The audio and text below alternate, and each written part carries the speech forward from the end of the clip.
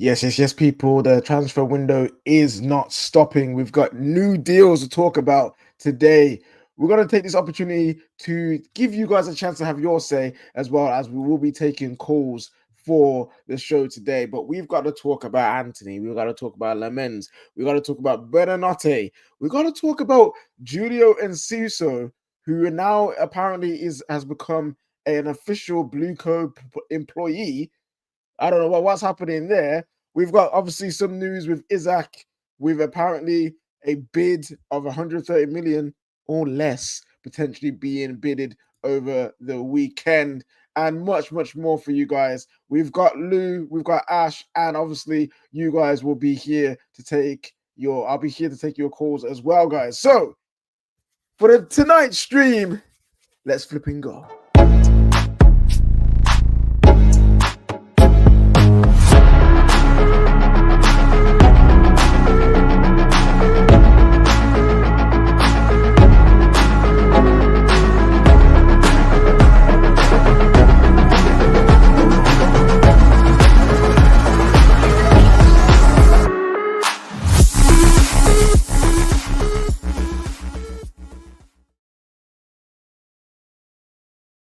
Yes, hey people. How are you all doing today? Welcome back to the Football Terrace. It's the Done Deal Show, the show where we talk all things transfers and give you guys a chance to call in as well. I am KJ, for you guys who don't know who I am.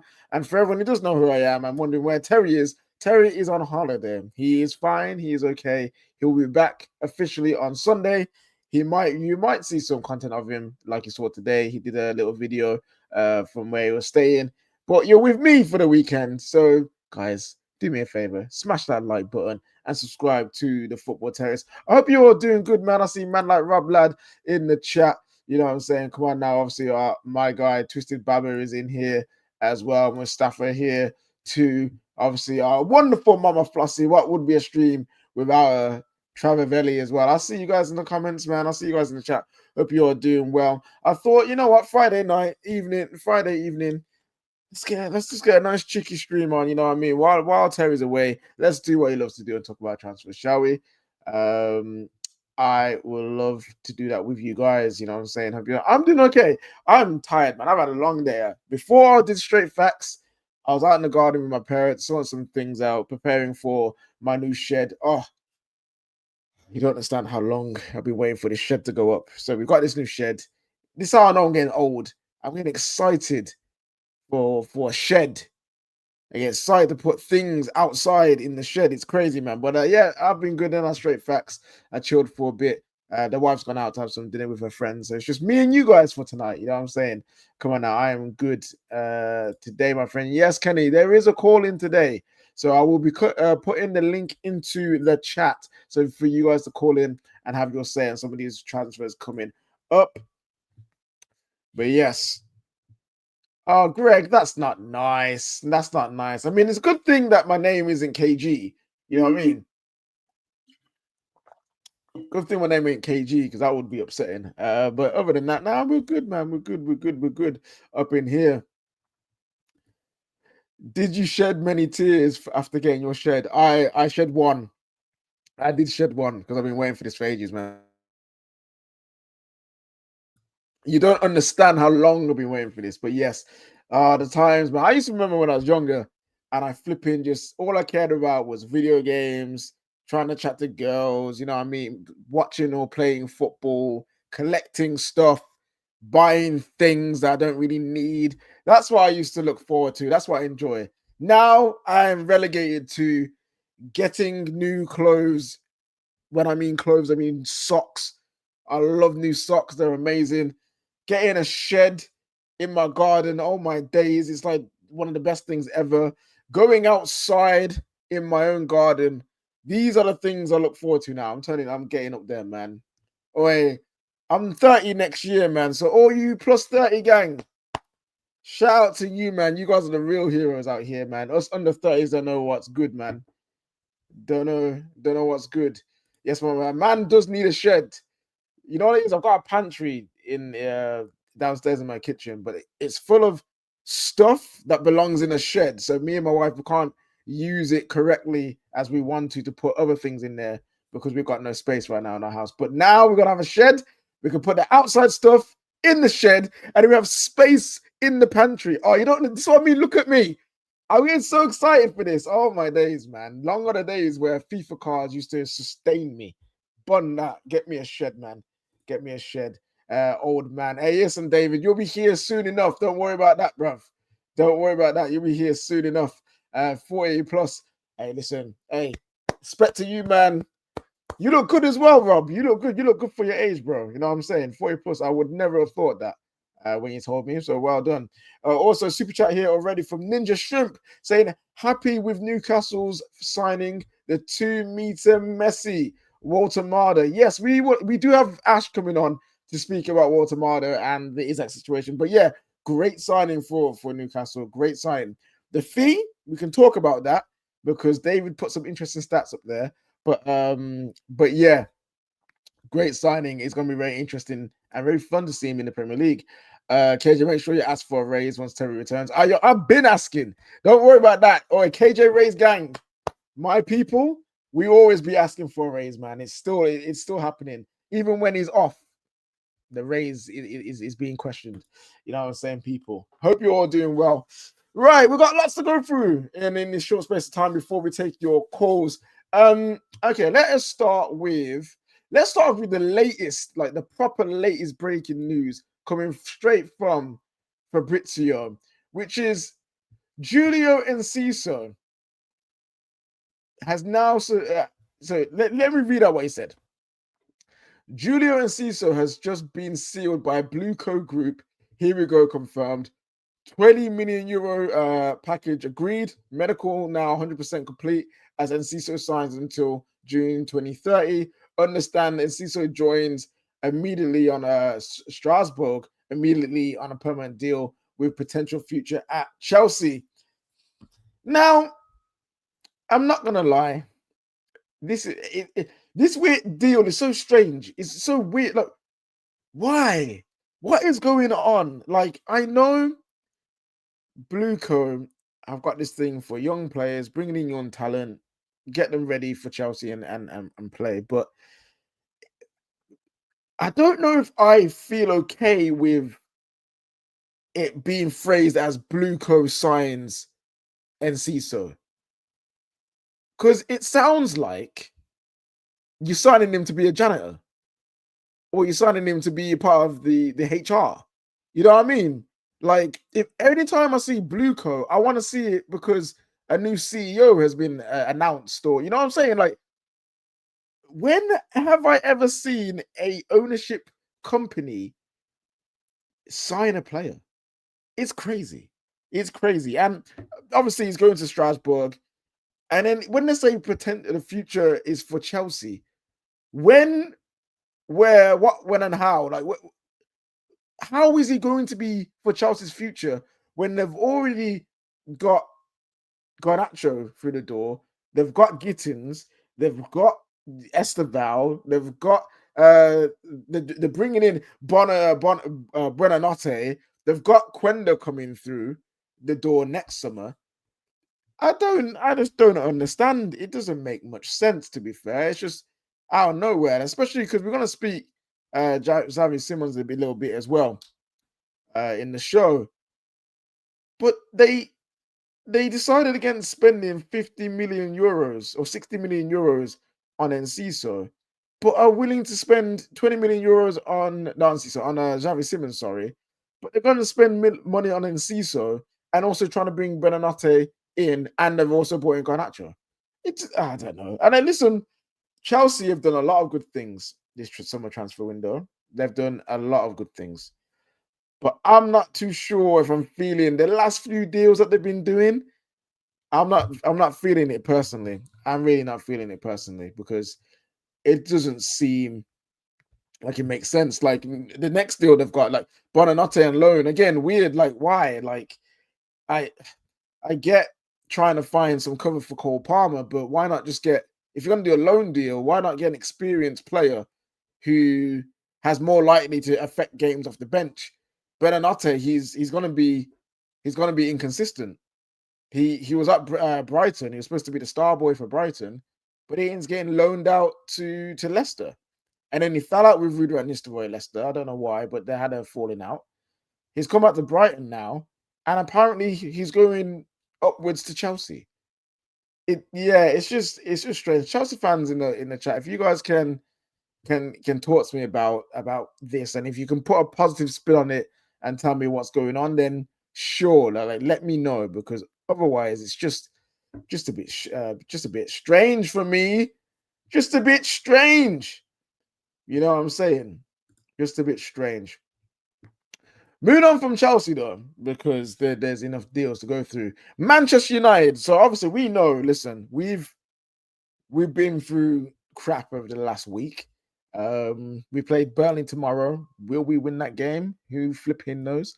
And one of the main points that we always see, and we've seen in nearly every single game this season, is that our goalkeepers suck. No matter who you put in there. You can put in India, or you can put in Onana. Bro, it don't matter. Both of them are dreadful. Absolutely woeful. Both of them are flapping at both of them are flapping at corners. Both of them don't know what to do, how to save shots. Like, it's embarrassing. It's embarrassing. Also, just a quick one. There's the official "Here we go" / Ornstein Bomber on Buonanotte as well. But it's embarrassing. It's absolutely embarrassing what we have to put up with it, goalkeeper.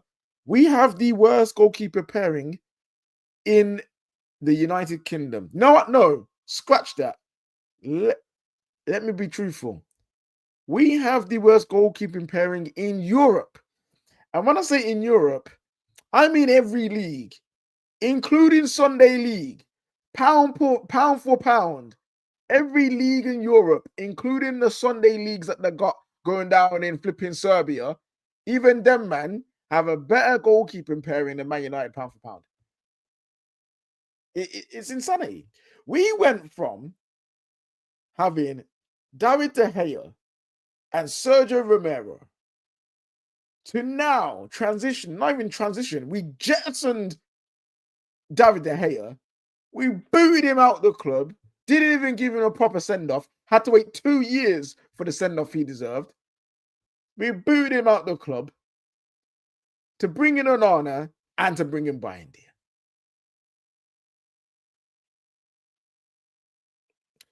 Who thought this was a good idea? I'm just fortunate that it wasn't Ineos, because this was pre-Ineos. This was before Ineos. Because if Ineos did this, I'm telling you now, the amount of grace I have for them right now, the amount of time I'm willing to give, they wouldn't have that time. Because this is a disgrace. An absolute disgrace to have these two of our goalkeepers. You've got Ian Wright laughing on a podcast about the goalkeepers. Laughing. It's like, have you seen who you got in nets?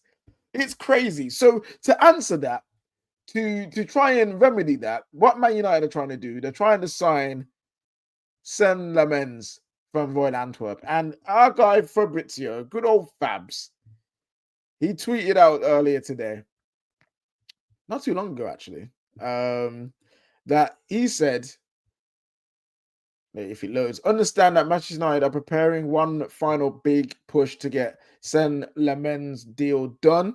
Talks accelerate this weekend again with Royal Antwerp deal on. So hopefully we get him. Hopefully we get him over the line this weekend. Because I'm not gonna lie to you, after what Onana did on Wednesday, it's been 2 days flipping out. It feels like it was literally feels like I've just watched the game. Whatever Onana did, we should have got Lammens done that same night. We should have went to Royal Antwerp. Oi, wake up, brother. Not here's some peas, bruv. We got some money for you. Give us Lammens, because our goalkeepers are dead. We should have got it done that night. I don't care what time it is in Belgium. You call them, wake them up. Tell them, bruv, we got money for you. Accept it. You know what? He's a little bit extra for y'all. You know what I mean? Just for waking up late at night, just for us to get this deal done. It should have been done. I don't understand why we haven't had the "Here we go" already, but we're trying to get it done. And that's the most important thing. So hopefully we can only have one more game of Onana and flipping Bayindir. Because I'm telling you now, if Amarim has the cheek to not start Lammens after international break, he's lost. For me, he's lost. For me, he's lost. I don't care about goalkeepers adapting to a new league. Screw it. Put him in there. Put him in there, please. Ooh, that's an interesting one. I'm going to save that for later. So we are trying to sign Lammens. Hopefully we get that done because we need to, boy, because those goalkeepers, they don't just cost us, they destroy us, they decimate us in games because we could be doing fine or we could be doing terribly.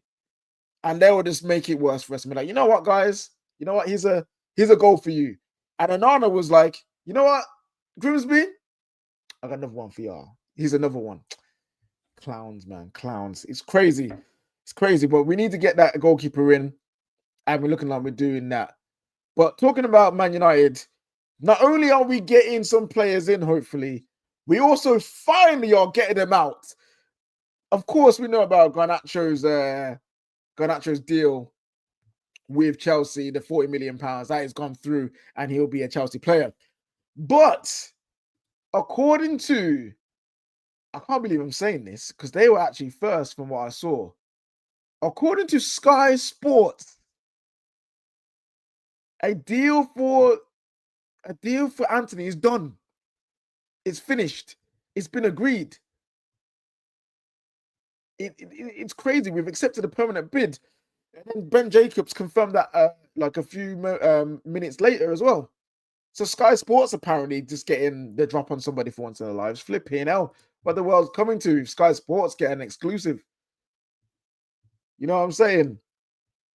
But yeah, we get Antony out the door. Now, we don't know the price yet.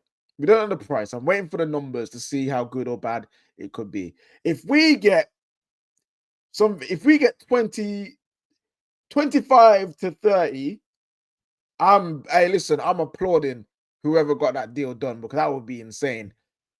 If we get 20, I'm like, okay, cool, fair price. That's what I expected.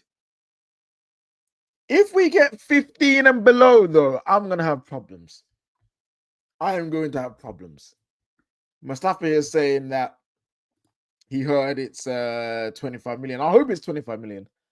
I hope it's 25 million. If it's 25, I'm telling you now, I'm finding who did that deal and shaking their hand. Because these Betis brothers were moving broke. This is what I don't like about some of these teams that interact with our club.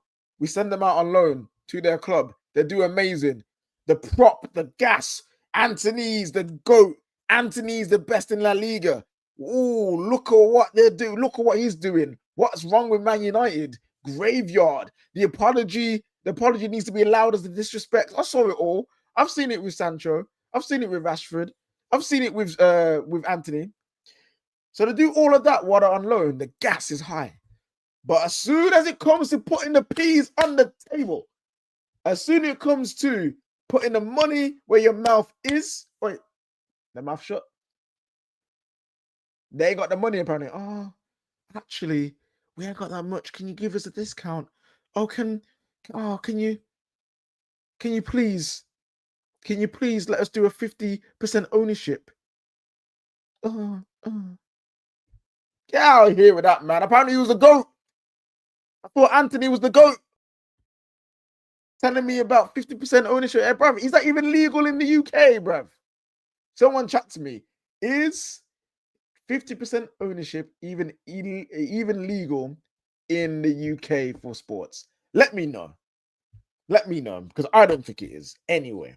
You know what I'm saying? So yeah, Betis, I'm waiting to see the numbers, but I'm so glad that he's going through, he's leaving. And listen, I feel for him in parts because he did go through, obviously, what he went through in Brazil. He obviously mentioned like he was crying every night. He was just in a dark place mentally. So I feel that for him. I don't want footballers to go through that. Even though they're highly paid professionals, I still want them to be mentally okay. So I felt for him for that. But in terms of on the football pitch, he was just so bad. I literally kept. I said he was one of the worst wingers I've ever seen at Man United, and I stand by that. He was, but it just goes to show that some players just don't suit a league. Like his biggest problem is just the physicality of the Premier League. He just couldn't handle it. In Spain, where the fullbacks aren't rapid and not as strong, he was looking amazing. He was rolling people. He was getting past people, you know. But when he was in England, he couldn't do it. Couldn't beat a man. Couldn't make the right pass. Couldn't shoot. Wasn't working. His confidence was was in the floor. But he went to Betis. He went to La Liga. Found his feet, and then he got his confidence back. And the levels that he shown at Ajax was shown at Betis. So I'm happy for him. Like, go do your thing, bro. Go enjoy your football. Go and be the best player you can be. Just not at my football club, because it's just not going to work. And yeah, and it says there, Antony struggled in the Conference League final. He was killing it in the Conference League. As soon as he came up against Premier League opposition, man crumbled again, because it's just he can't deal with it. He can't deal with it. But we're getting him out the door. Here, he's almost gone. Rasmus is almost gone. Garnacho is gone. Rashford is gone. Sancho, I don't know what I'll go on with him, but he better be somewhere. He better be going somewhere, because we can't have him in this team, in this club. Just go do what you want to do somewhere else. Go be with Sawiti in America or something. I don't really care, man. Do your thing. You upset me, man. I was so gassed for you, and it didn't work out. But yeah, so we're making moves. So hopefully, with this money coming in, the loans, the wages, the permanent deals, we can go and get Lammens over the line. We can go and get a midfielder, because that's important. That is important. If this board truly want to say they're backing Ruben Amorim, I do not care if you don't get Belieber. That's fine. You tried, but you can't go and not get you this guy midfielder. Like we say, Arsenal must win the league, or Liverpool must win the league. Ineos, you must sign a midfielder. At this point, I almost don't care who it is. As long as he fits the mold of what we need, go get him in. I don't care where he's from. Go get him in. Man United, look what you do to me. Everybody smash the like button in the chat, you know what I'm saying? Come on, get those likes up. And also subscribe to the Football Terrace. Right, we got a couple more stories before I open up the lines and bring on Lou, bring on Ash, and bring on some of you guys to call in. Where is it now? Where is it now? That was it. So we got Arsenal. So we spoke about a little bit on the not top six on Straight Facts earlier, but we'll go through it again. So Ben Jacobs came in today saying Hincape is waiting for permission to travel as Arsenal and Leverkusen closing this evening on a loan with an obligation. The obligation is looking that it's going to be around 16 million euros. And Arsenal are making moves. They're going to be having probably one of the best transfer windows out of any club this summer. You could argue it might be one of their best transfer windows in their history. If everything goes to plan, if all these players maximize their talent, if all these players complement each other correctly, if Arteta can maximize this squad correctly, Arsenal can win the league. Arsenal can finally get what they've been trying to get for the last 20 plus years. They haven't seen a league win in 20 plus years. So this is what they've been needing to do. They've been doing slowly building. They've done their thing. And now it's time to strike. So hopefully for Arsenal fans, this is the year that you do it, because your transfer window has been very good. I know there's times you got a bit shaky and you guys got a bit agitated, but they've come through now. This is one last deal to close out the window, and you guys are good to go. You guys are good to go. So I'm intrigued to see how he plays. I've not really seen much of him. I've just heard his name before. Not seen much of him play. So it'd be interesting to see how he plays in the Premier League. But yeah, well done, Arsenal. You're getting the business done. You're doing what you need to do. this unprecedented summer that was reported at the start has been fulfilled. So let's see how they do there. Also, today, there were talks of something else. There's one more thing. What am I talking about? I know what I'm talking about. Xavi Simons. So Xavi Simons, listen, me and Don had a big big debate about what a hijack is. Did Spurs hijack Chelsea and all of this malarkey? We went through it all. So we didn't actually get time to chat about Spurs and Xavi Simons. And I just want to say, well done to Spurs. You have pulled off an amazing deal for your club. You've got one of the most talented, sought-after young players in Europe. If people say, "Oh, Xavi Simons is not that good," now he is good. You don't go from Barcelona to PSG for no reason at such a young age. He is talented. He is very talented. He was the star of that RB Leipzig team. And Spurs, for all the rejections that they got, for all the banter they got for not getting their players, for things not going their way, they've got an excellent player. And they're in good form. 2 wins from 2. Thomas Frank looking like he already knows how to utilize the squad. Players that they don't even think about last year. They've just got the Europa League in their mind and trying to get better. Things are looking up for Spurs. This is the signing that they've been needing. I know the Spurs fans, they're kind of split how they viewed the Spurs in the summer. During the season while playing, they were happy. The transfer window, though, they were not. They were just like, this is terrible. End the window now. But I think it's going to end up well for him, Spurs. We can even get one more. They could probably get one more. I think they want to get a centre back in, and they definitely want to get a left winger in. If they get that left winger, it's been low key under the wraps. It's been a good window for Spurs. Very good window for Spurs. I think Xavi Simons will be excellent for them. He's going to bring them something different in that 10 spot, you know? Bit more dynamism with dribbling from there. Because Madison's good in that spot, but he's not the quickest or he's not the most dynamic number 10. Great on the ball though, very silky. But with Xavi Simons, he can use his dribbling skills to penetrate the box. He's got great creativity and he can score goals. So I think it's going to be a great move. I'm going to go into some of your comments and super chats, and then we will get Lou and Ash on. What I'm going to do also is put the link in the comment section right now. All right.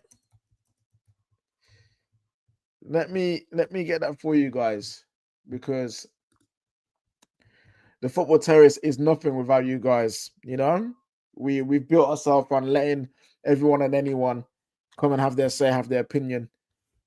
So we're gonna keep up with that. We're not gonna change that about us. As much as people are changing and the world is changing, we will not change in giving you guys a voice.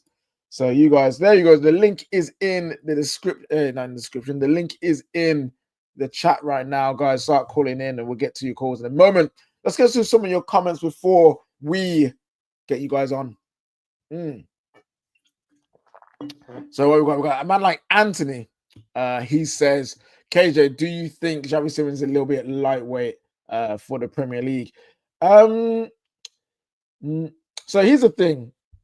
Him and Wirtz are coming from the Bundesliga, and I've been very disappointed with Wirtz, with how he started. Not because he's a bad player, but just because he's just not adapted to the Prem at all. And I know he needs time, and he will adapt to the Prem. I don't think in 20 games time we'll see the same Wirtz. I think he'll be firing.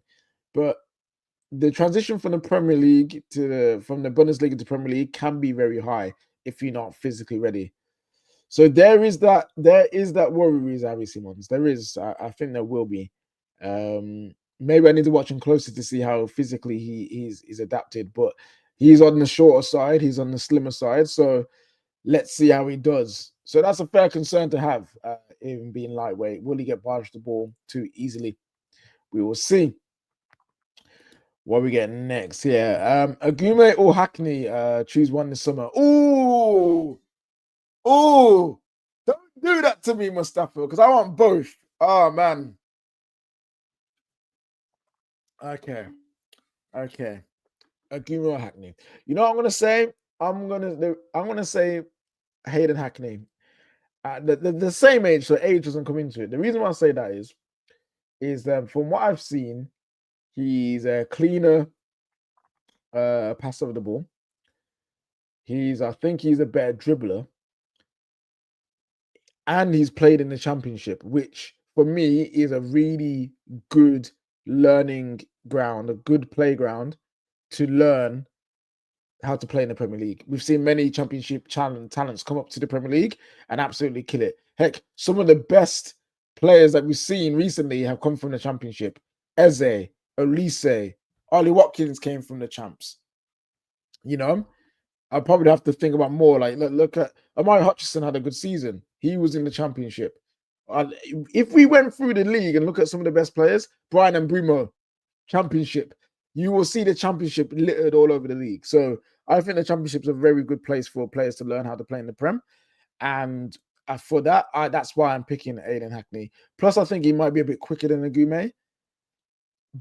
The only worry would be if we got Hackney is that he would, in our system currently, he's again someone who he is someone who sorry, I just got sent something there. He is someone who's not a defensive player. He's not a good tackler as a Gume. He's not seen as an out and out DM. So he'll be potentially competing with the likes of Mainoo and Bruno Fernandes for that spot. Whereas Agume would be with Casemiro and Ugarte. But I would choose Aiden Hackney. KJ, do you love Villa? I don't love Villa. I have a soft spot for them. I appreciate them. Being from Birmingham, living so close to living so close to, like, Manan like literally lives 10 minutes down the road from the Villa Stadium. I used to work there as a young man. One of my first jobs that I got was working at Aston Villa as a waiter. So I do have a soft spot for them as well. So yeah, I do like seeing them do well, but I don't love them. It's more of just a like. I do like them. What I got? KJ, which club do you envy the most? Right now, I would say nearly everyone because Man United is such a bad spot. But if probably, I don't know. Maybe I think it's between Man City and Chelsea. And the reason why I say those two is Liverpool, they've done amazing, but there have been periods with Liverpool where they don't sign anyone, or you feel like FSG have under delivered in what they could have for young Klopp. Yeah, listen, this summer has been amazing, and I think they've been great. But overall, I think there's been times with FSG where you can be like, nah, it wasn't great. But whereas with Man City, the way that they've built their training ground, because I've been there, I've been to the Etihad, I've been to their training complex where they have the stadium for the youth team and the women's team, the way they built that up, the way that they restructured their club and brought it from a place of being just a random yo-yo team in the Premier League to one of the driving forces in the Prem. I've got to admire that, even though they're a rival, I admire that. And with Chelsea, I actually like what they're doing right now in terms of how they've built their squad for the most part, how they're trying to play football. I can appreciate that. I think they just take it too far down that side. Um, like they literally. I think we've got some updates on the Antony price as well. But Chelsea are literally FMFC and have taken it way far down the FM route, which is funny to see, but like if it was my club, I might get annoyed. I would want some FMFC. I want some football manager, not all of it. You know what I'm saying? Here we go. So we got an update on the price. So Man United have accepted Real Madrid's permanent offer of 25 million with 50% sell-on clause. He must now finalize personal terms. Oi! Oi, who did that? Oi! Who did that? Who did that? Who negotiated that deal? Who negotiated that deal? Hey, listen. Are you mad? Who negotiated that deal? Because that's crazy, bruv. 50% sell on and 25 mil. Wait, I need to find out who did that sale. Who did that sale? I absolutely love that. And I need to make sure. And it's not in euros either. Whoever said it's in euros, bun you, innit? It's not in euros. It is in flipping pounds. Let's go. Let's flipping go. Let's flipping go, man. Love that. Absolutely love that. Someone, eFootball Master says, any update on Isak? Yes, that's one thing I did forget. So Newcastle ended up signing Nick Watermada over the week, over this weekend. Obviously, I think he's an excellent talent. Looking forward to seeing him in the Premier League. But that's now left the door open for Liverpool to get Isak. Alex Crook just tweeted something very nonchalantly, like we didn't see him. Like, we knew what you're doing, bruv. We know what we're doing. We see you, my brother. We know what he's trying to do. Let me just get the tweet up so I can just be 100% sure about what's happening here. We see you, Alex Crook. He says, I won't be surprised at all if Isak to Liverpool gets done by Monday, but it won't be as for as much as £130 million. So Alex Crook sitting there saying they won't buy him they will get him by Monday. They'll get him on deadline day. I think they'll get him on deadline day. But it won't be for the 130. He thinks it'll be less than 130. I personally think it'll be the 130. But Alex Crook, I see what he's doing there. He's just dropping that in there. You know what I'm saying? Come on now. So yes, people, we have got the comment in the comment section in the live chat. Oh, that's not one. I did not want to post that. That is the tweet about Ben Jacobs and Antony. I wanted to copy and paste the link. I wanted to copy and paste the link to the stream. Where has that gone? For some reason, I've lost it. One second. I'm going to get it in 2 seconds, people. Sorry about this. People talking. Where is it? Oh, come on. It's got to be right here. There it is. Found you. So let me do that. And let me do this. Boom. There you go. There is the link to come and watch. Come and be a part of the show. Right. So we've got people to bring into the show. People, smash the like button for these guys coming in now. We're going to talk to them about these transfers. We have around 20 minutes, maybe a little bit more if I'm feeling nice. Here we go. So yeah, we'll come to this Kobbie Mainoo news as well as I bring people in. So we've got Ash, we've got Lou, we've got Rob, we've got Quest and Kenny MUFC. Hope you are all doing well. So you know what? Let's start quick with some Man United stuff because I want to get out of the way. Before I get to the happiness of Antony leaving, let's just get this. Let's just get some not so nice news out of the way. So Chris Wheeler has tweeted out today that Kobbie Mainoo doubles down on his desire to leave Man United despite hammering him, telling him to go and fight for his place. So Kobbie Mainoo is still wanting to leave, especially on loan as well. So let's get it made clear. He's not wanting to leave on a permanent deal. He wants to leave on loan. He wants to be able to come back to Manchester United. But he clearly does not trust the coach. He does not trust the manager to give him the game time he needs to develop. It's a World Cup year, and he wants to make sure he gets game time. Tuchel said today that he's got nothing wrong with the player himself, the quality of the player. but he does not play enough minutes to get into the England squad. And obviously, he was in the Euros, got to the final with England. So his desire is to go do that, go develop, go play some game time and get to the Euros. So it's not a nice situation to be in. I'm not happy with the situation. I don't know. I don't like how Amarim's dealing with it. I don't like how Man United are dealing with it as well. The way that they're briefing, the way that they're saying, "Oh yeah, but if we get enough money for him, then we'll take it, and we'll just buy someone better." Like, I'm not a fan of that. It's not the ethos of the club. But Lou, you're a Man United fan. Kobbie Mainoo doubling down. He really wants this move away to get him some game time. What are your thoughts? I understand what you're saying there about not liking the way Amram and the club are handling it, but to be honest, I don't like the way Mainoo's handling it either. And I think I have slated the likes of Garnacho, the likes of Rashford, the likes of Sancho, putting stuff out through their people, through their brothers, tipping off certain journalists and all the rest of it. A lot of this information is very clearly coming out from Mainoo's camp. So I can understand where Mainoo's coming from, but still not like the way he's actually dealing with the situation. Do you know what I mean? Mm. And I just don't like it. And I think we have to treat them all the same. If we don't like it from this player, why do we like it from that player? Why is it acceptable?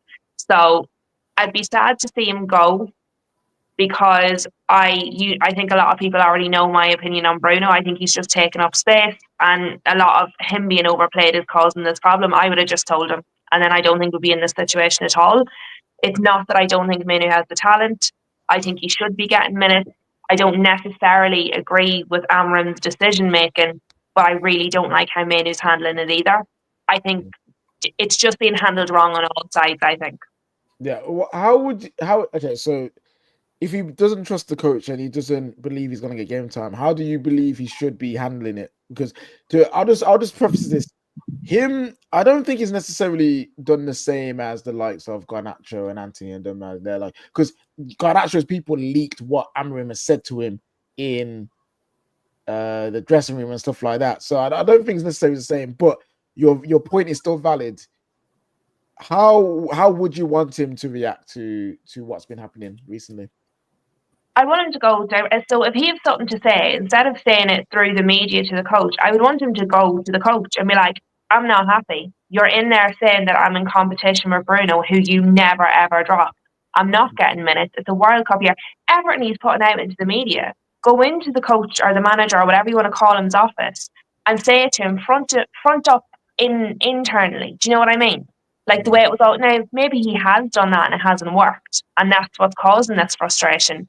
But I mean, at the end of the day, there is always a power dynamic between the employer and the employee. You don't have to like that dynamic, but the employer generally does have more power. Your manager in work does have more power than you have. That's just how it is when you go to work. Like it or lump it. So my thing is he should be addressing it privately. If that's not working, go put a transfer request in. Leave. The fans will hold the manager and the club accountable if that happens. Do you know what I mean?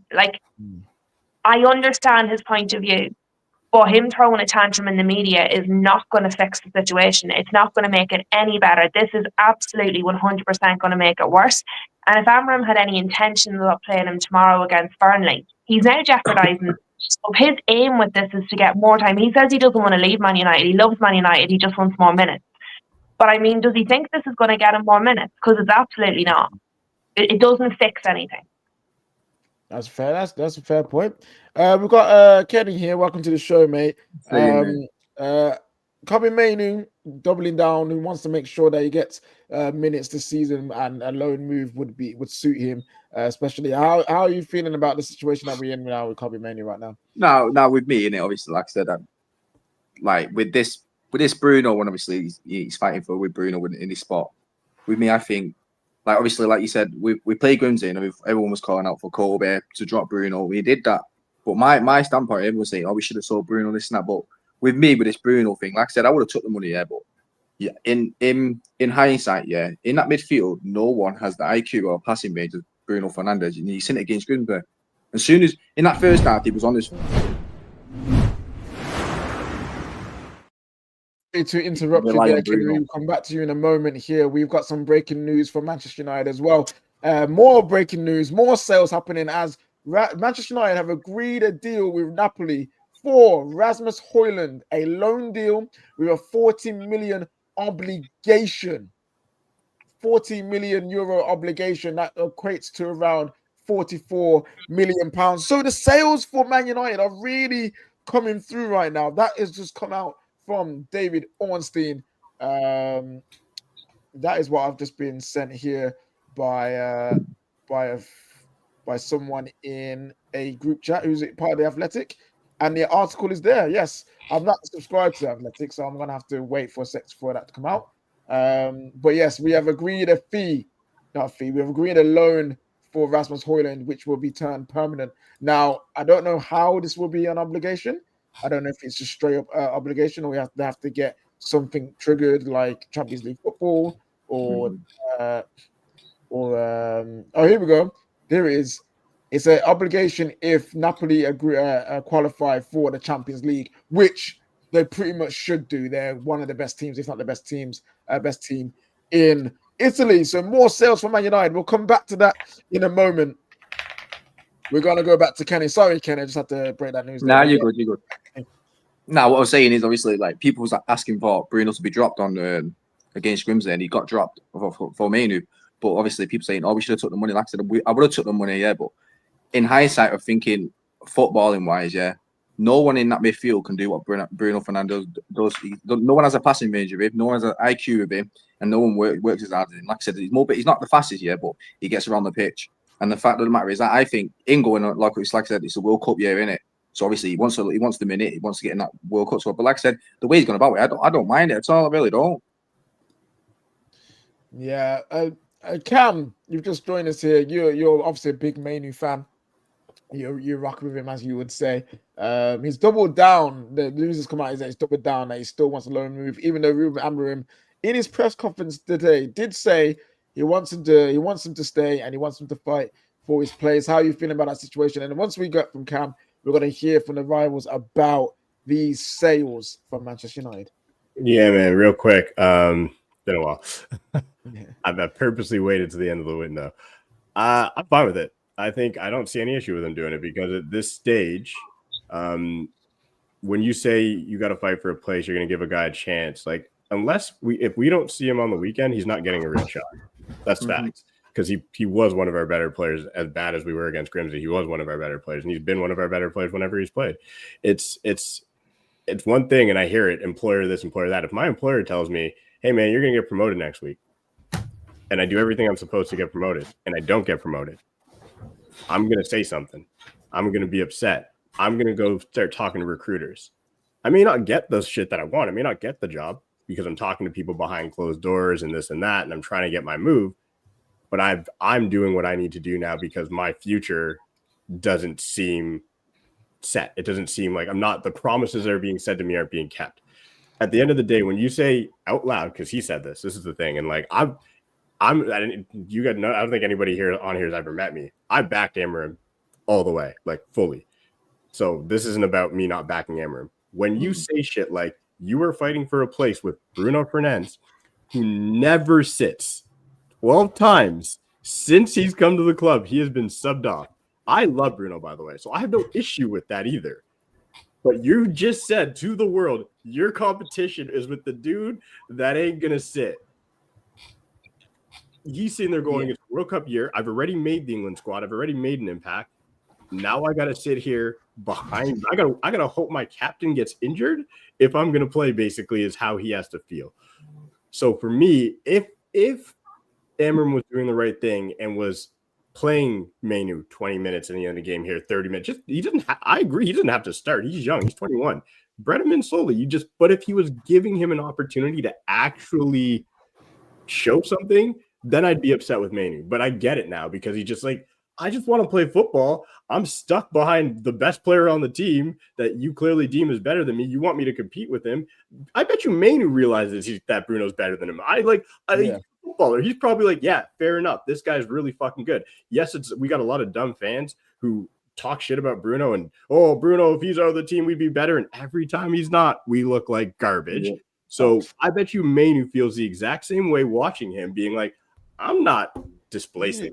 So, yeah, and it's one of those ones where he also was playing with Bruno. That's another problem. Is the It's system gone from playing with Bruno to no, Exactly. you have to play behind him. And it's So like, this wait, is another thing. When you say when you say, yo, you got to fight with this guy, but my system doesn't fit you. It's like if it's a midfield three and Mainoo's not playing, that's like diabolical. That's a problem. And I think Mainoo's just out there saying, I want to go prove to the world. Like he didn't do what all these other fucking dickheads did and say, I don't want to be at United, put up a string. He's like, I want to be here, but I can't be here if I'm not going to play. And I think that's a fair thing for him to do. So I got no issues with Mainoo saying, I just want a loan. Because it's a fair ask. That's how I look at it. He didn't slam the club. He didn't do anything like that. He just wants to go and play football. It's obviously it's gonna be always gonna be sides. It's gonna be the player's wrong and the manager's wrong. But at the end of the day, I think we all as United fans can all agree getting no minutes in the first two games and being shoved into the worst game of the season, and then apparently, oh yeah, by the way, we're gonna go back to Bruno in the midfield against Burnley. I think we can all agree that we want to see Mainoo play. One thing I will say on Mainoo though, that I do agree with Luke who said it's like I didn't agree with his contract demands and stuff like that. I thought I think that's where this has all started. I think that's been the biggest issue. And I didn't necessarily have an issue with him not playing in the first two games, to be honest with you. For me, the issue, if I was Mainoo, was the comment, your competition is Bruno. Yeah. For exactly the reason you've just said. Bruno plays every minute of every game. I would also say I don't think you're dumb if you don't think Bruno's a superstar. I would like to think that I'm not dumb. Just to throw that out there. So I just going to leave that there. You got to realize with Cam, he's not talking about you with sensible brains. He's talking about like the really like like so when I'm saying things like I don't know you, so I'm not a dickhead. Like I'm not gonna call people I don't know dumb. Like you probably have your reasons and whatnot. I'm talking about the unsensible people and people like my boy Staffy who have agendas who just like want Bruno gone because they think that's going to solve all the problems because they're like, yo, Bruno's been here through all the bad and we just got to get rid of him and we'll be better. That's the people I'm talking to. I've already come to terms that I think he has to go next year. I'm cool with it. I just don't agree. He wants to go next year. Yeah. I actually think if it wasn't a World Cup year, he wanted to go this year. I think the only reason that he stayed after spending 2 weeks thinking about it was the World Cup, or I think he would have been gone. And I think that's in his head. I agree. And I think you can see it sometimes with his frustration, with his petulance. It's a bit weird. It's a bit more than normal. I've seen with how he's been acting, but we'll see. We're going to come back to Man United in these sales because I needed to be talking about these sales that we got, man, because I'm feeling good. But we've got a Newcastle fan, we've got an Arsenal fan here, and we also have a Chelsea fan. I need to talk to Quest, man. Because we're going to talk about Chelsea for a moment here. We'll come to Ash, then we'll come to Rob after that. But Quest, my brother, you've signed Garnacho, and you've been pretty much like you're okay with the signing. You can accept that. Fine.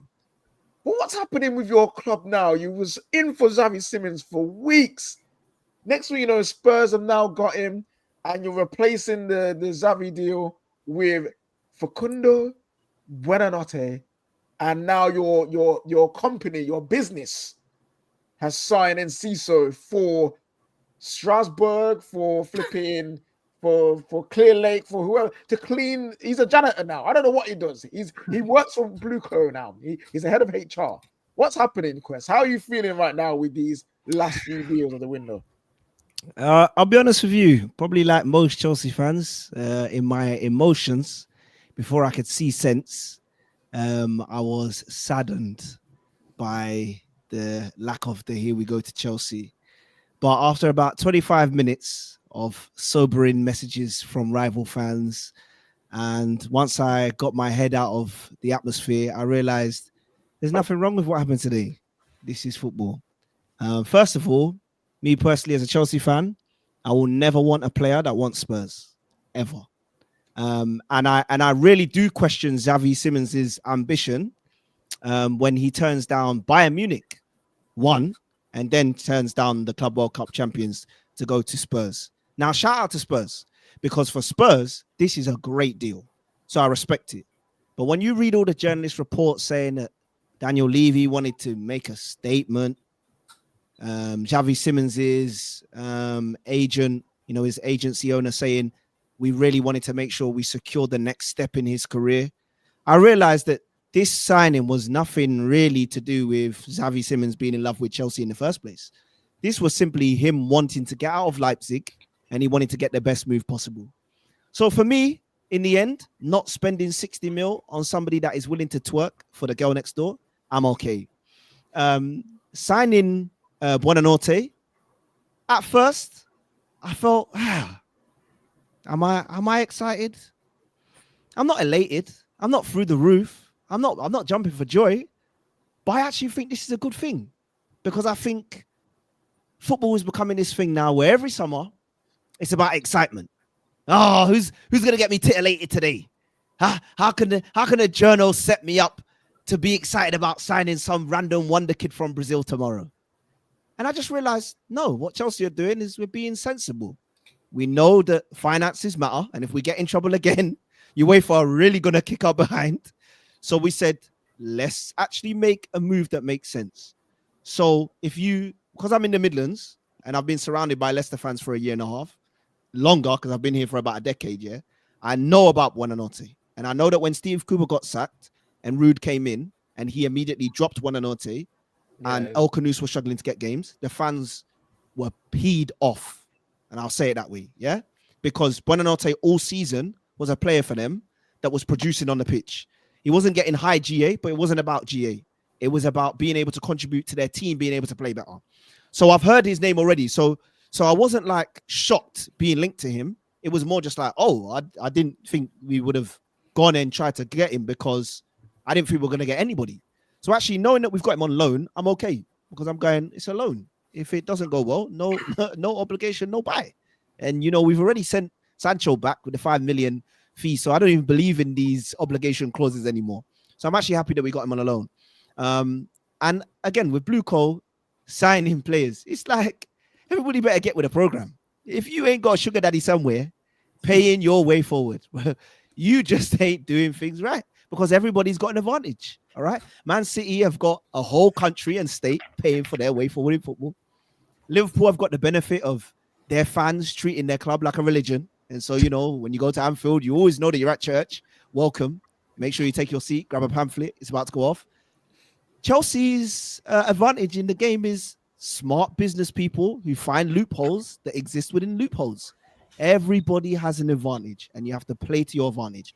So I'm really okay. I'm really okay now. I was a little bit stressed earlier, and mainly because I felt like people were turning this into something it wasn't. I respect everybody, but people are starting to lose their minds a bit. Chelsea going down the pecking order. Chelsea are losing it. How can Chelsea lose out to Spurs? Lose out to Spurs? We can't lose out to Spurs. Real ballers don't go Spurs. Real ballers that have a distinct idea of where they see their career ending up and the player they really think they could become, ones that are in the Ballon d'Or conversations, they don't go Spurs. Gareth you definitely Bale? don't turn down Bayern and Chelsea for Spurs. Bro. Luka Modric, Gareth Bale. What are we chatting? No. But listen, that's Harry Redknapp's Spurs on the way up. And these were players that nobody knew about. So I understand that. But Xavi Simons is a wonder kid. Yeah. And that's the only reason I was really hurt about this deal, if I'm being honest. And I'll say this in it. The thing that hurt me was you don't know how many FIFA career modes I've signed Xavi Simons on. You don't know how many videos I watched of this guy at 10 years old in Nike Magistas, long hair, don't care. I love this guy. But I also understand we don't need another centre forward. We have lost Sterling. We have lost Mudryk to judge charges, okay? Allegedly, because I don't want to get sued. We've lost Madueke. All right? Still got Jackson. We got no, but Jackson Sterling's can't still play there, wing. isn't he? Play wing unless you're Unai Emery, and then maybe he can play wing. Yeah, so Jackson's gonna go. Okay, Sancho, we had to pack him because he wants to do more Saweetie than he wants to do swinging the ball in back post. So we had to, do something. So again, with the Garnacho deal, and I ended on this Garnacho deal, I told you from the very start, 50, you can't charge me 50. It's not on my card. I ain't got the money. You get? But if you tell me 35 to 40, I'm okay. This is a man with almost 100 Premier League appearances. He's played in the FA Cup final. This is a guy that understands what it means to play at a big club with pressure. I can only for me, I can only predict that he comes to a club with more structure, with more senior players around him, in your Enzo Fernandez, in your Caicedo, that speak his language, understand the culture. He will have to improve. And I will endeavor to say, I believe he will improve. And that's not an indictment on United, really, because I understand where they're at right now. It's tough. Chelsea were like this. People used to say that. I think you guys will be back. But I'm okay. And I think we've done what we needed to do. One more signing will do me, but I'm okay. KJ, can I interject really quickly? Because I keep hearing Chelsea fans saying they weren't okay with 50, but they're okay with 40, but they're leaving out the 10% sell-on clause. So if we were to just say, because your club is a selling club with players like this, you buy. I've watched you on stream, so I've actually heard you say it like, "Oh, it could be a quick flip. We'll make our money." So I've heard it. I've actually heard you go down that whole soliloquy about how Garnacho's not that bad, which was I loved watching every second of it. So when you say you're not okay with 50, but you're okay with 40, but you're expecting him to get better. Are you expecting him to get better and stay at Chelsea, or are you expecting him to get better and you're probably going to flip him based on the fact that that's what you do? Quick question. Well, I don't expect us to flip him within a year or within 2. It's not like the sell-on clause goes anywhere. Well, you got a 7-year contract on this guy. Okay, so within 2 or 3 years, so I expect him to improve. Oh no, you asked me a question. Let me answer you. Yeah. Within 2 or 3 years, yeah, he's gonna improve. And just judging off what Chelsea do, if within 2 or 3 years he's won me a couple trophies and he wants to go back home to Hala Atletico Madrid or wherever else is gonna take him, cool. Sayonara, arrivederci. Thank you. And for what do you coming, think? What do you think? What do you think his sale will be if you bought him for 40? How much are you gonna sell him for? We'll probably sell it for 60, 65. What's and then we'll give you your 10%. What's 10% of the 15? Because it's on the profit, I assume, right? It's not of the wholesale. No, I think you might be holding. I don't know, bro. If it's the wholesale, if it's 10% of the wholesale, so it's 6.5. So you will have paid 50 M's for Garnacho. Wait. If it's 40 and we pay another 6, he's rounding it. Come on, bro. 46. Don't do corner shop stuff now. We can't round up. 46.5 M's, 47. Plus you had to pay his wages. You paid 50. What? Bro, do you know what? I hear you. Cam is big in his American sports. Let him do his thing, man. Let him do his thing. I hear you, but if I was upset about the deal, then I would get it. But I'm not upset either way. But I'm just saying it's not. I'm not making shit up. It's actually factual. The point we put the sell-on clause is because it's going to get closer to that 50 you didn't want to pay. So you basically paid what you didn't want to pay. It's okay. Just say you didn't. Right. You got rocked. That's it. No. All right, Chris. Okay. One thing you don't know about Cam yet. You don't know about Cam. Cam's agenda against Chelsea is strong. I can feel it. Bro doesn't know math either. I think Cam, am I right to say this? You might hate them more than potentially Liverpool or Man City. No. See, bro, I'm sorry, but what you just said to do with that math, whatever you just said to do with that math was just completely wrong, by the way.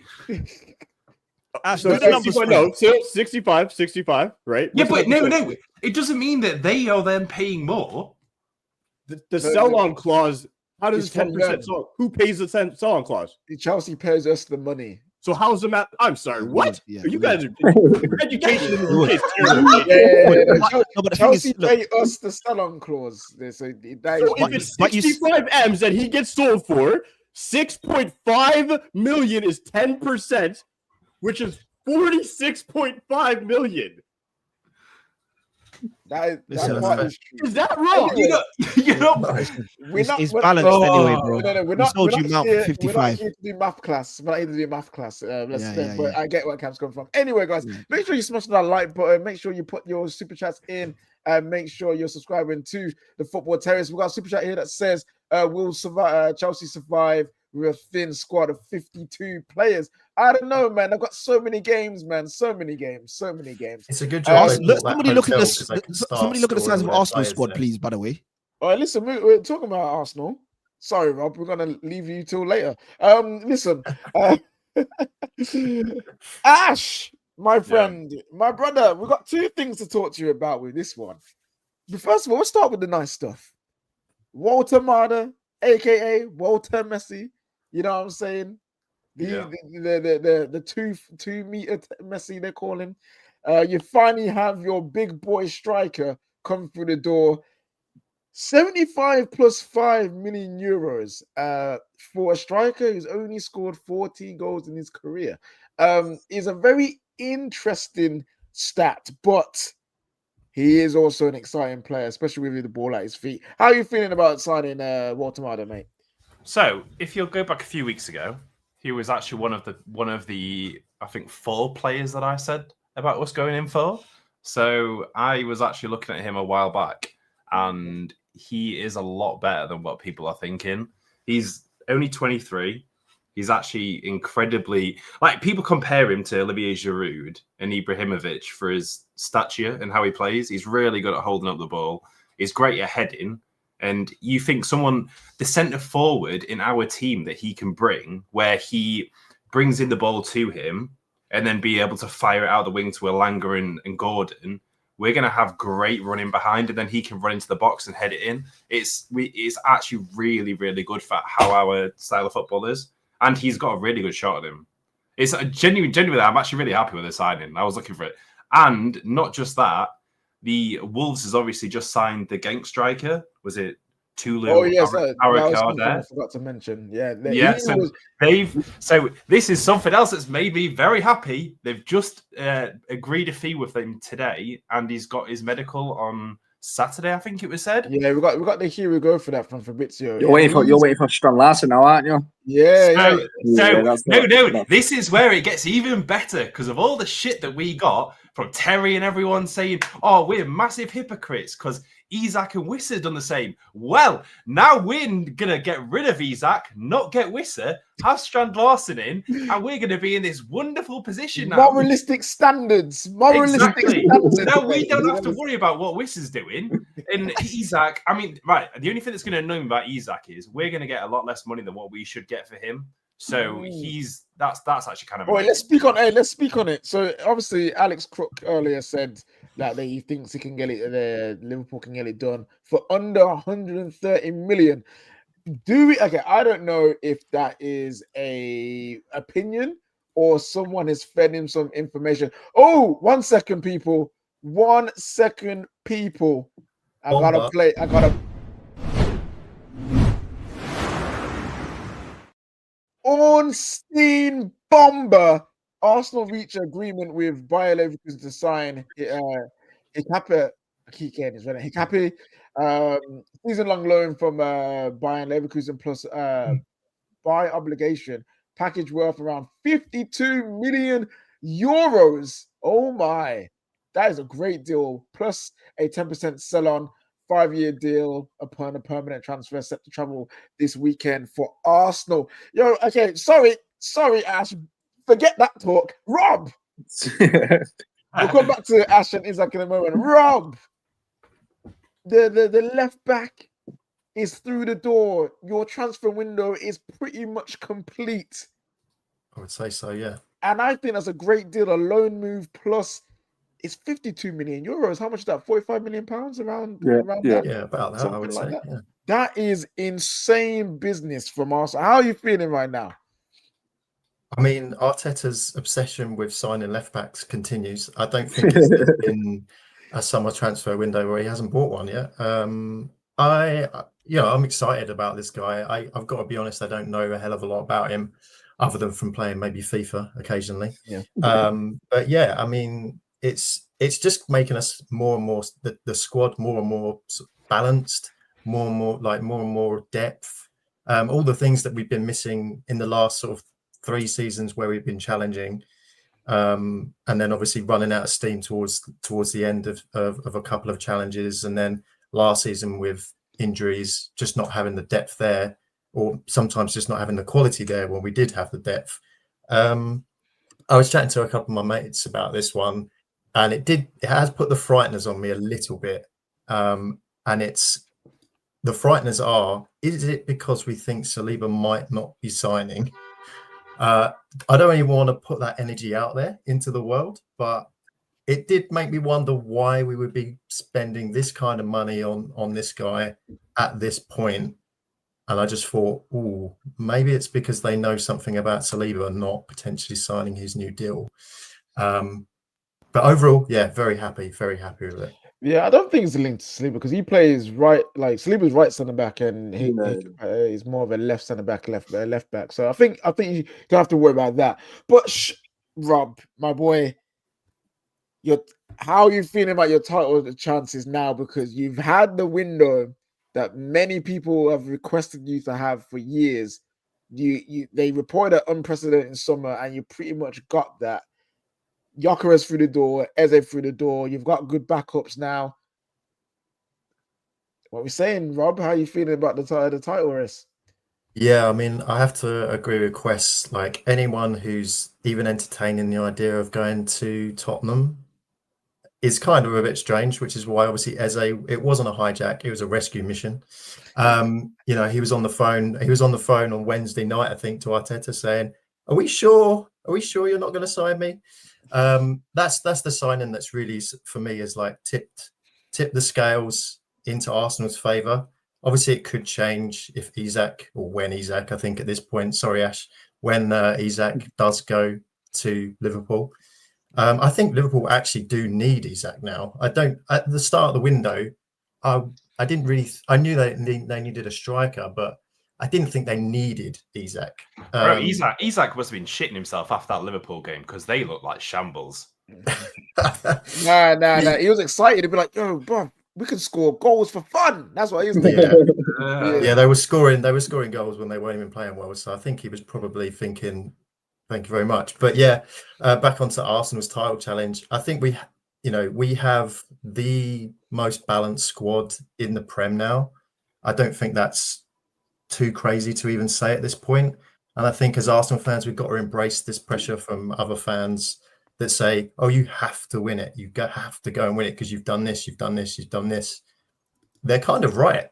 Now, while I'm not one of those people that says that we have to win it, because I think it's we're just putting ourselves in the best position to go and win it. That's all we can do.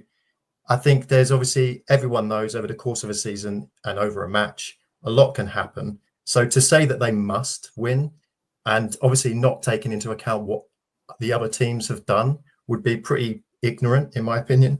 I think David said it on a stream in the week pretty well. He said, this is just what elite sport is, right? There's going to be 4 or 5 teams battling it out. They're all elite. They've all spent loads and loads of money. They've all got great players in every position.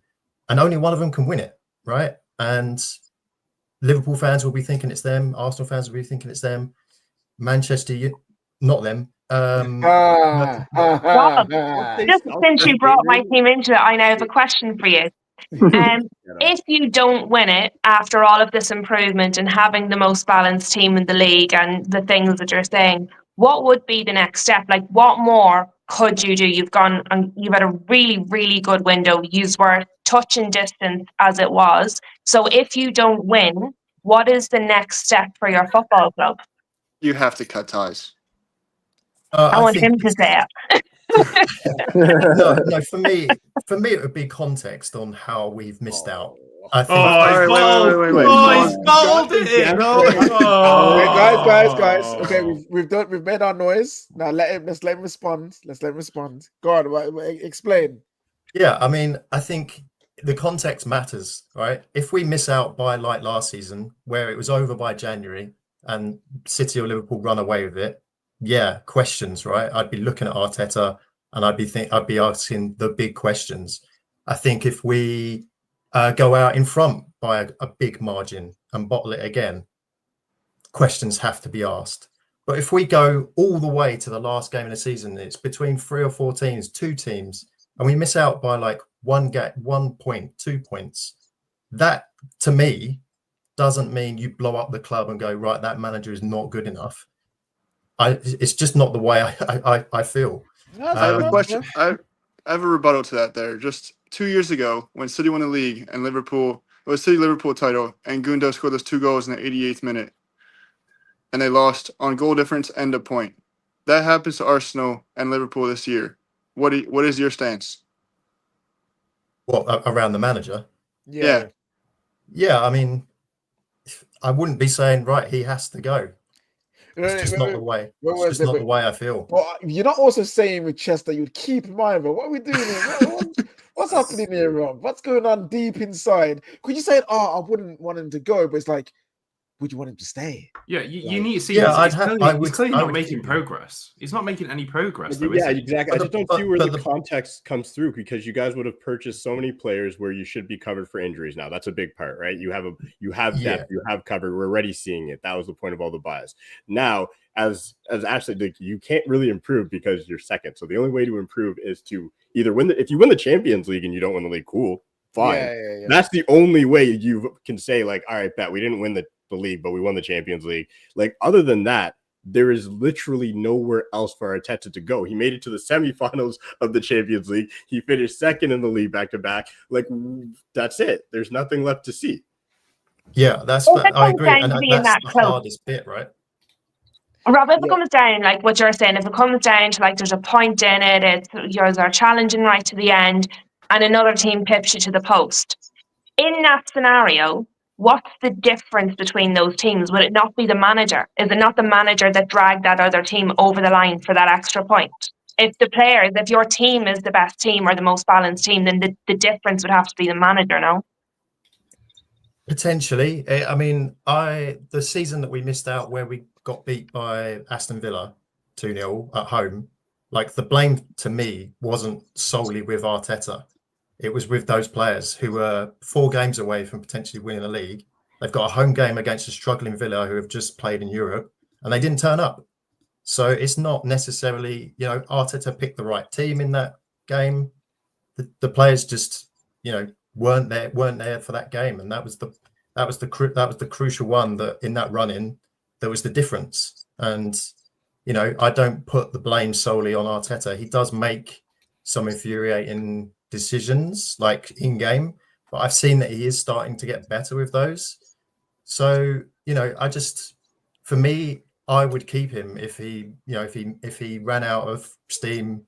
If the team ran out of steam with a point in it in a title race.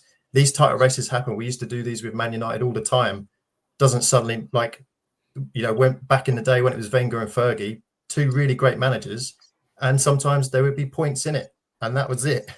Yeah, that's fair, Rob. That's fair. That's a fair point. I think you've handled the challenge as well. A lot of people like to crash out. Kenny, my guy, thank you for coming on. I'm going to swap you out. Appreciate it. Thank you, Andrew. Please call in again. I think you have some excellent. I will do. Nice one.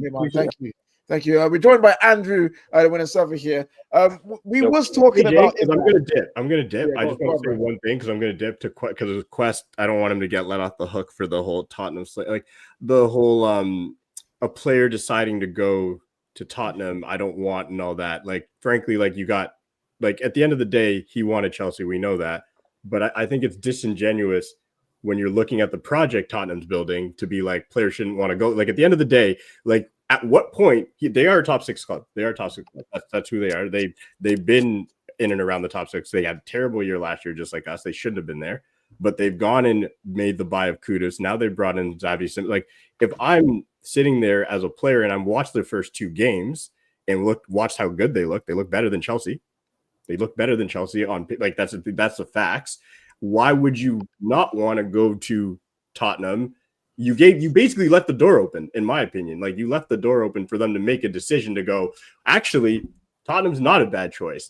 Because if he truly, I just don't get this whole, I don't want a player. Like, you guys wanted the player. That's facts. So that is facts. Chelsea fans pining all throughout every chat I'm in. All the Chelsea fans, and thank you for nodding, Andrew, all wanted Simons. They're all pissed off that you went with Garnacho instead of him. So for you, I'm not, by the way. So they don't speak for me. Okay, cool. But I'm just saying your fan base in general. But they're not me. Okay, so you never wanted Xavi Simons. That's what you're saying. No, but what you're saying is they're angry because they got Garnacho. I'm not angry. So, but if I find a clip of us, because I will, of you saying you're excited about Xavi Simons potentially coming to your club, what are you going to say? By the way, I never said I wasn't excited. All I said was I realized very early on Garnacho is the priority signing because we have no left wingers. I've stood by that. You can go back since you're the FBI, Mr. Pyro. I'm not the FBI. I just watched the show. Joe Pedro has played 32 games at left wing. Thank you. Yeah, but Neto also. No. left wing. Hold on. The game Yes, of if you lot want to do Lego football, you keep taking players out of the positions they play in and play them out of position. By the way, we already play Pedro Neto out of position. He doesn't So- play out position. He plays both wings. He doesn't play out Pedro's position. not a left winger. My What? gosh. I've Oh seen yeah, What Pedro- are you doing yeah, there? you're right. You're right. He's you're a right winger, bro. You're right. He didn't play left wing all Club World Cup. He didn't play left That's wing against. no, West that's Ham. not what I You're said. right. That's not what I You said. said he doesn't play left wing. You just said it. No, that's not. I said if you want to keep playing Lego football and then you want to said he keep doesn't playing play- players then out of you say- position, then you because said he Pedro doesn't play Neto's left wing. primary position is right wing. That's his No, it's primary not. position. He It's plays both. He plays both put- wings. Are you hearing me say primary or are you hearing me say something else? I'm hearing you say a lot of things that you just didn't say, but you did say. So Oh, what are you saying?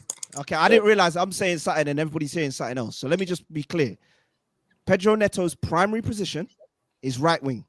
It's No, both. it's not. Okay. It's not. It's both. Okay. wings. So where am I getting it wrong? Let me be humble. What's his priority position? And tell me how long he played in that position. He can At play Wolves. both. He can play both. I didn't say he can't. I'm just saying his Wait, wait, primary wait, position is right wait, wing. wait, both of you, one You're the one now sec. doing Lego positions. You're the one Yo, now doing things. What? Putting One second, player in then, one everybody. position. Let's He plays both do wings. this then. All right, cool. I want to. The suspense is there.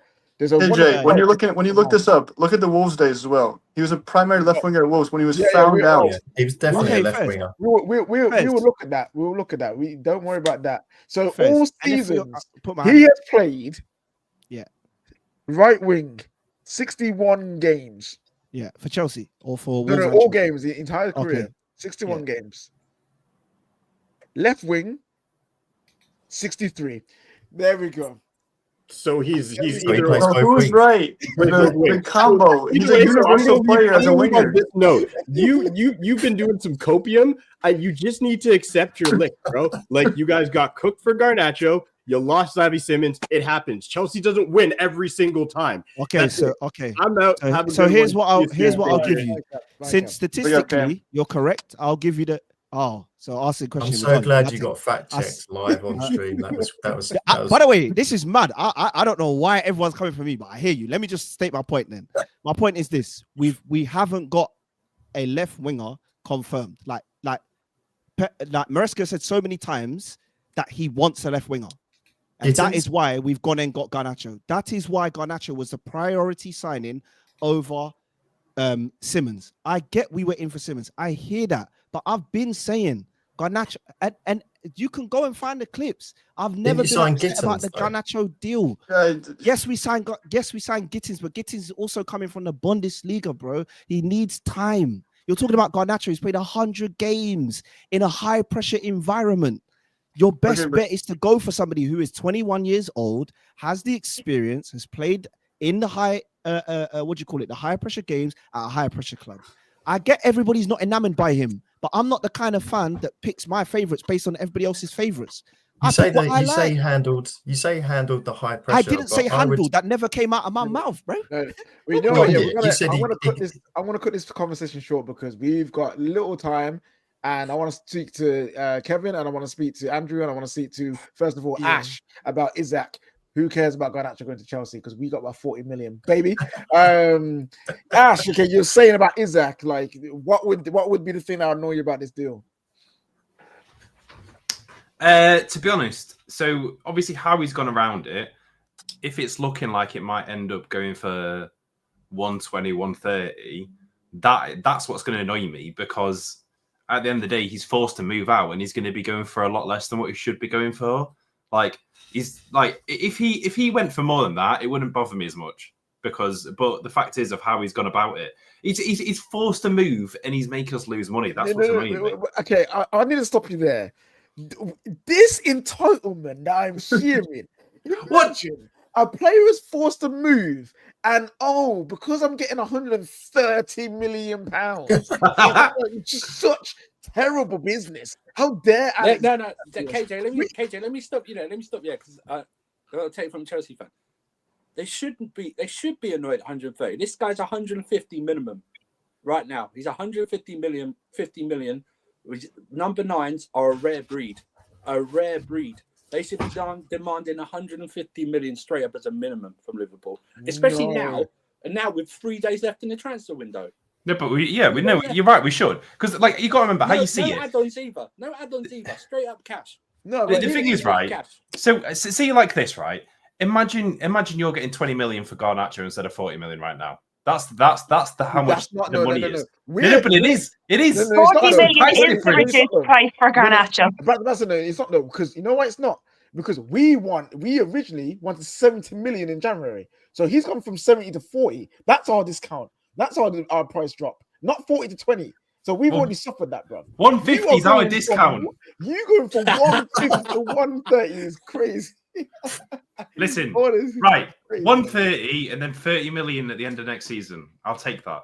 Wow, 130 plus 30. That is mad. Guys, make sure you smash the like button. That'd be people, amazing. You know what I'm If saying? they actually did, you know what? They should actually do that. Wait. They should do that. They should take you for 130 this summer and 30 next summer. So, That's what they all right. should So, I'll explain my reasoning why I'm not happy about it though. Yeah, It's because of when you put it in context of Wirtz, Baleba, all of these players that they're getting just under that. You can't then be like, we are happy to get 5 or 10 million more. Like that's where my issue is. But then again, is that just an issue with the entirety of the football market now that all the money's just all over the place? That it feels like no one ever has a clue about how much a player is actually worth nowadays. So I don't know. We're in a position. I'm going to be very happy either way.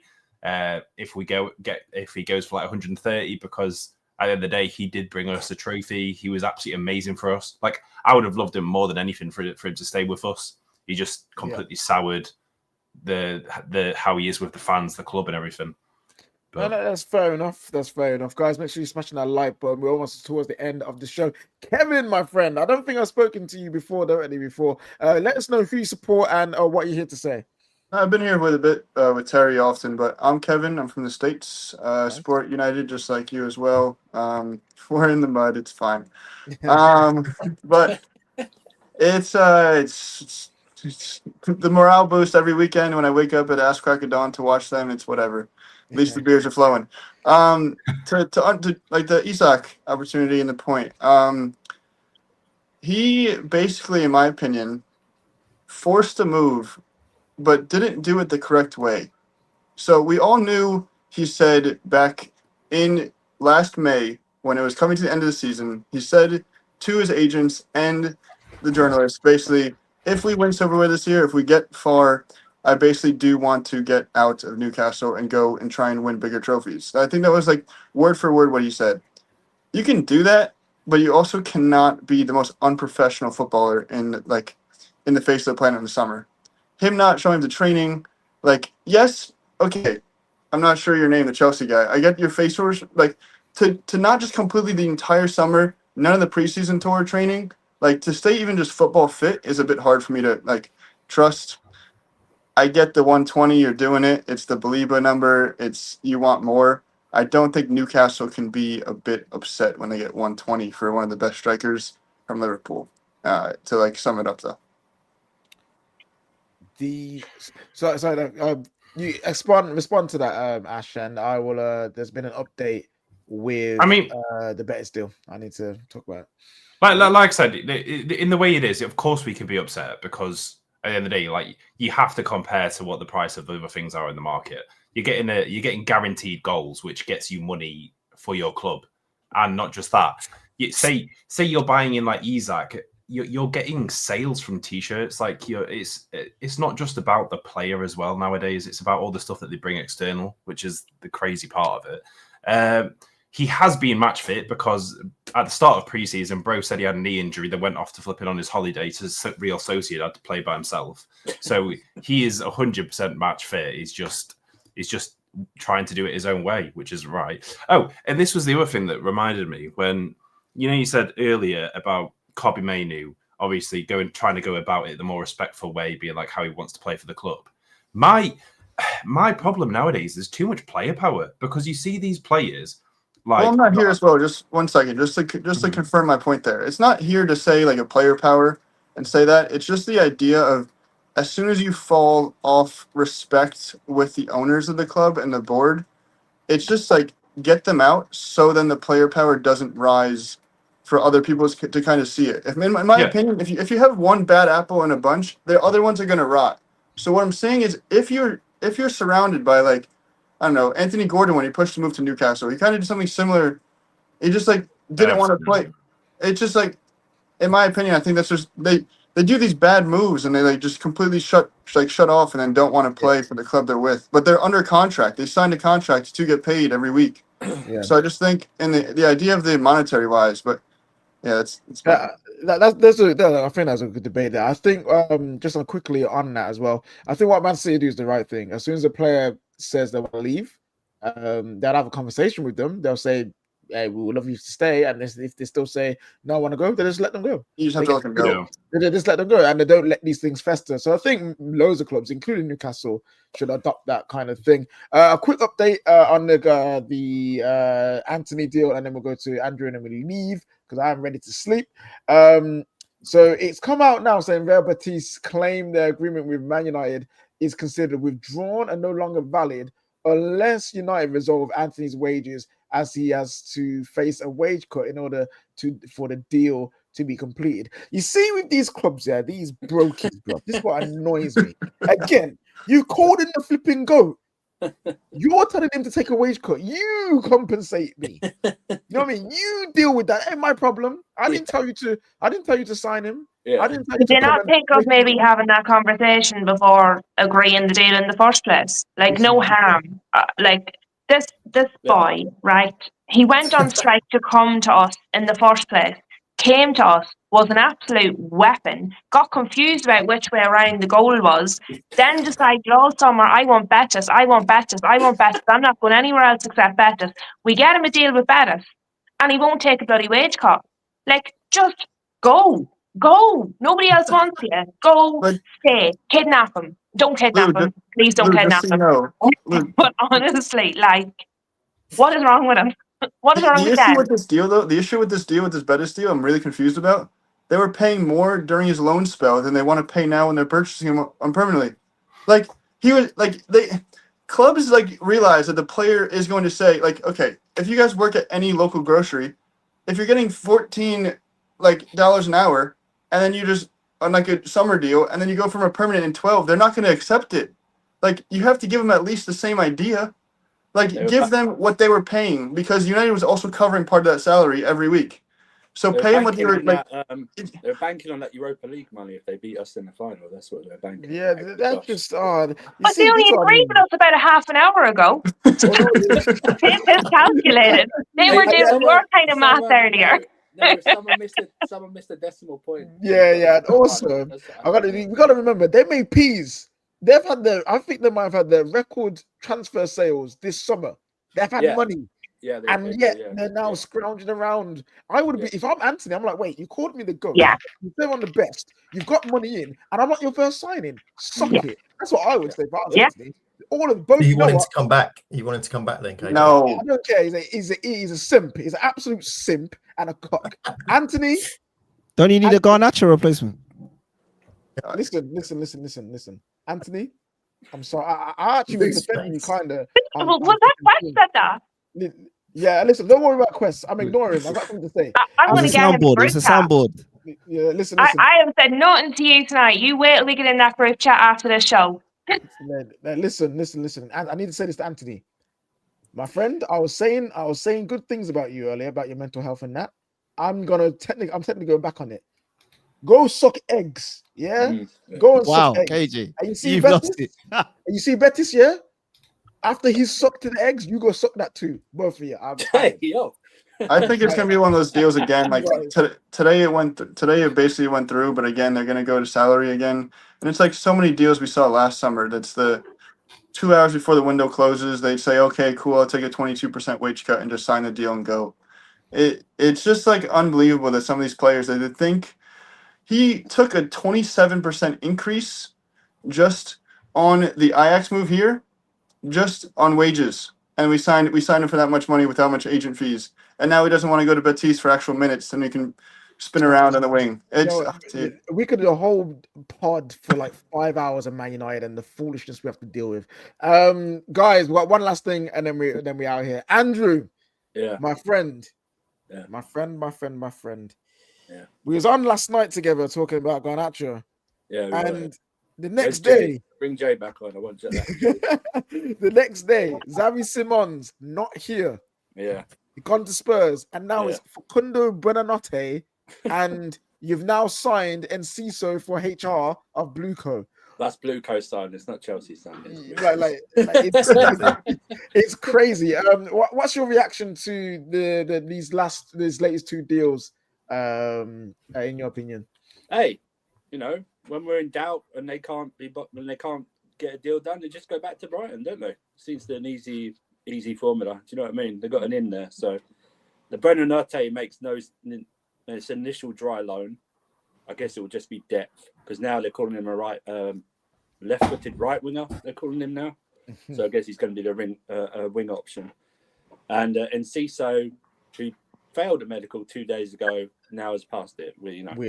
I don't know. Now he's going to go to Strasbourg and maybe if he's good enough, pop up to Chelsea, or we'll probably just flip him and sell him and stuff like that. I don't know, man. I envy Rob, man. It must be nice having sporting directors who know what they're doing. Do you know what I mean? Only this summer. We can build a squad. Did you just say I mean, envy Rob? At least you have one. Yeah. Man United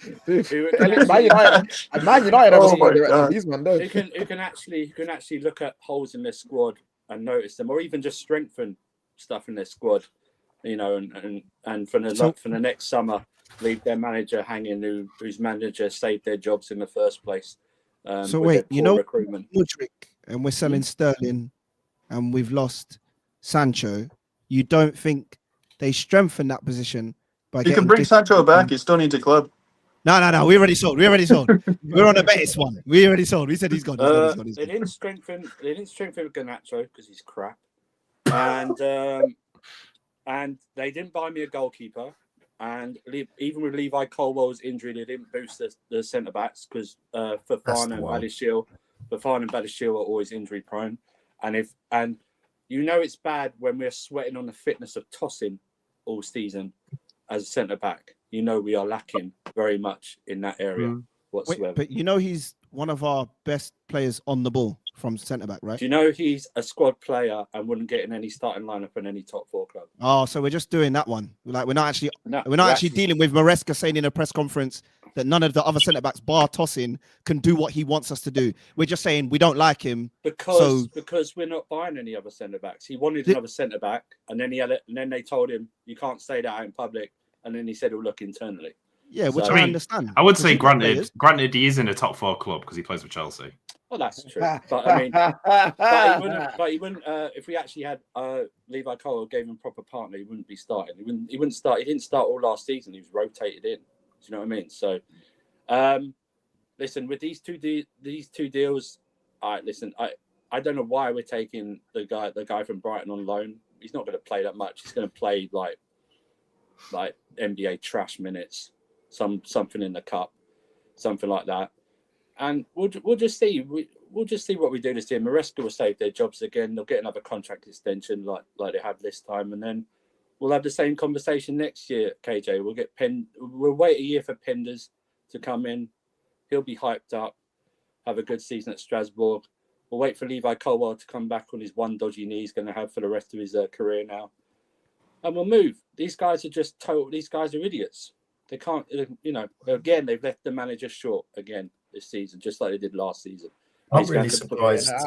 I'm really surprised you didn't go for Kirill. Yeah, Kirill would have been great. Zinchenko's available. Actually, I knew it was I knew someone. I thought it was April Fool's because I was on someone posted a link in one of the group chats said we were linked to Ben White earlier today, and I would not be surprised. That'd be so believable. Don't do this. Don't do this, man. Right, we've got 2 more super chats and then we're out of here, people. So we got Ronan. He said, "Let the man feel better. Their club just got battered by Fisherman." That's directed towards Cam. And then he also said, "The club said Garnacho was the priority due to depth on the left. Club said it. Neto is after Gittins on the depth chart." Well, we'll have more time to think about all of that tomorrow because we've come to the end of the stream. Guys, thank you so much for tuning in. If you haven't already, remember to like the video, subscribe, And you know what? Be around. Turn that bell notification on because YouTube like to not tell us when we're live. All right. So go turn that on to make sure that you know that we're live every moment of the day. We'll be back tomorrow with some Premier League football. Chelsea versus Fulham. Yes. Spurs are playing a game, and Man United might be in the relegation zone after losing to Burnley. 6-pointer, we will KJ. see. 6-pointer. It's a I want huge to see game. Tom Heaton in goal.